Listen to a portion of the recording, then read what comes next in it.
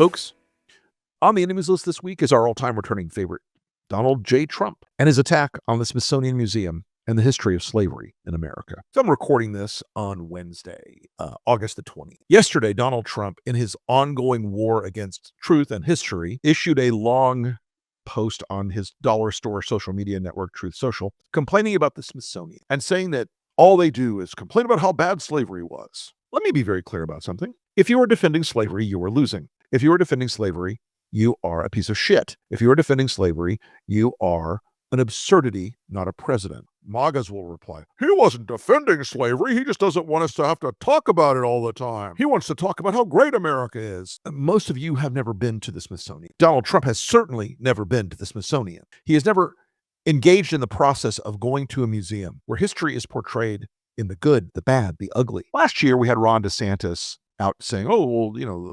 slavery taught people valuable skills as part of a curriculum proposal in the state of Florida. You cannot normalize this shit, people. The fact that MAGA was so ready to jump to Trump's defense because he complained that the Smithsonian had truthful exhibitions and exhibits about the grotesque history of American slavery, it is a fundamental flaw in the initial operating system of this country. We banned slavery in almost every state in this country. The importation of slavery, not slavery itself. Between 1805 and 1807, almost every state banned the importation of slaves. Now, that did not stop the importation of slaves. They continued to come into New Orleans and other ports. This was an institution in this country where we don't really know the upper boundary number because so many died on the passage. But we know that several 100,000 human beings were brought from Africa and sold as chattels, sold as property, enslaved. Now, America didn't start slavery. It's an ancient and horrifying institution. It's been with us since the dawn of mankind. America didn't have a singular experience as a nation that held slaves, but we were a nation founded on a different set of principles. Now, the British banned slavery. They deployed in 1807, I believe it was, the West Africa Squadron to begin intercepting slave ships, the Blackbirders. Nations learned, as the post-Enlightenment era came upon us, that the ownership of another human being was an exceptional moral horror, that the ownership of another human being was not consonant with the values we claimed to espouse and hold dear. Now look, the history of slavery in this country is longer than I can handle with you on one podcast. The history of this matter is twisted and dark and terrible, and America paid a horrifying price to end this institution. America paid a terrible, terrible price, but it was a price that was worth it. We've recorded that history, memorialized that history. We've done that so that we don't forget that history. We've done that so that we don't look back and romanticize slavery as something that, oh, well, it's just how we did it down south. Slavery had a knock-on effect in this country that we still haven't gotten through. It had a knock-on effect in this country where when my grandmother was growing up in Marianna, Florida in the 1920s, there were still sharecroppers everywhere, and they were basically still slaves. Not in name, not in law, but in reality. Our founders wrestled with the question of slavery during the Constitutional Convention, during the course of considering how we were going to shape and create this country. They fought over it. They went back and forth on it. We needed an alliance of these 13 initial colonies to face up to the British. We needed to bring them together in the terrible compromises that were made. Many of our founders owned slaves. They were aware of the moral hypocrisy of their positions. They understood it.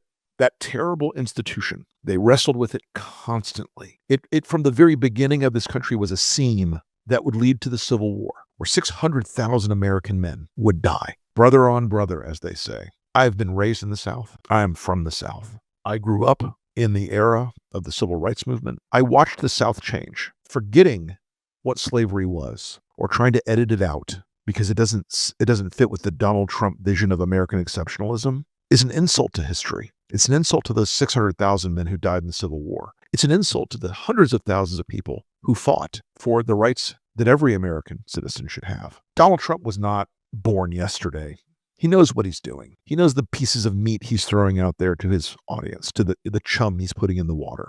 No one who goes to the Smithsonian with an open mind would walk out of that building and say, wow, the message I get about the Smithsonian is that we're a terrible country. We're awful. And all we think about is slavery. If you went to the Smithsonian, Donald, you would come across the story of our history, its ups, its downs, its goods, its evils, We are a remarkable country because we faced up to slavery. We are a remarkable country because we bent the arc toward the values we claimed from the very beginning were given to all men by God. Erasing that history, trying to pretend that slavery wasn't so bad, why they learned valuable skills, is an obscenity. None of this makes sense if you have the slightest understanding of history or if you have the slightest love of America. It is something I've thought about a lot because I truly believe in this country. I believe in that vision our founders had for this nation. It was propositional. Didn't matter where you were born or what color your skin was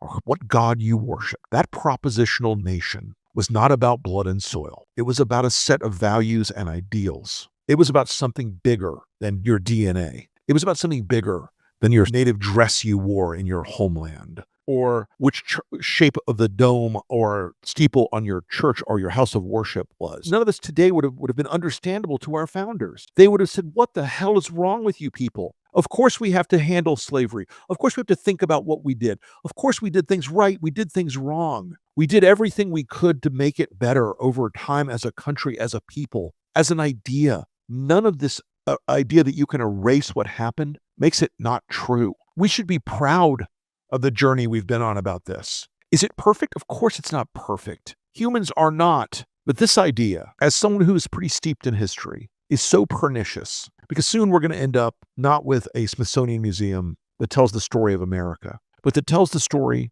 that a broken man and some broken people who do not like the idea of America as our founders really intended it. This is not the America that was invented at PragerU, kids. This is not the America that was invented as a post hoc Christian nationalist ideal. This is still the America our founders created and shaped. This is still the America that voted to stop importing slaves in 1807 and that went to war for 4 bloody, horrifying years in the 1860s to stop it forever. This is still the America where we fought for civil rights. This is still the America where we bent the arc. The idea you want to betray history like this means you want to bend it back the other way. You should just admit that you do. You can't erase history. You can erase the stories in the short term. You can change the displays at a museum. But history in this modern era is persistent. And we will be judged not on what we erased, but what we preserved. And I think the story of what we've preserved and what we've accomplished is an important story. Donald Trump, not so much. Thanks, everybody.